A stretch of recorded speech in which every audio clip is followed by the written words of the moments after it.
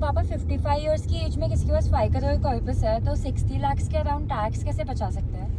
तो 55 इयर्स के अगर आप हो तो एक बहुत ब्रिलियंट स्ट्रैटेजी मैं बता रहा हूँ आपको। मान लो आपके पास 5 करोड़ है तो लोग अगर एफडी में रखेंगे तो 8% से वो अर्न कितना करेंगे एक साल में? अराउंड 40 40 लाख। लाख। तो 40 लाख पे अगर 30% टैक्स आ रहे तो 12 लाख। 12 लाख, और हर साल 12 लाख पे 60 लाख टैक्स आ जाएगा आपको साल भर का, करेक्ट? करेक्ट। और उसको और थोड़ा बढ़ा लो, कंपाउंडिंग इफेक्ट दे दो तो 70 लाख का आप टैक्स दे दोगे 5 साल में, अगर आपने 5 करोड़ एफडी में रखे।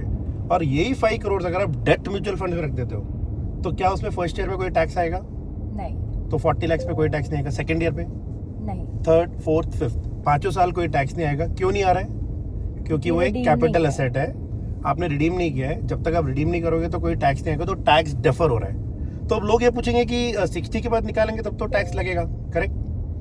मगर हम 60 के बाद इसमें से एसडब्ल्यू भी करेंगे। आप 40 लाख निकालोगे तो उसमें से पूरा फिर भी टैक्स नहीं होगा, क्योंकि 40 लाख में से आपका 32 लाख से कुछ तो प्रिंसिपल ही होगा। तो आप 60 के बाद भी टैक्स बचाते रहोगे और एफडी में पूरे पैसे पे टैक्स देते रहोगे।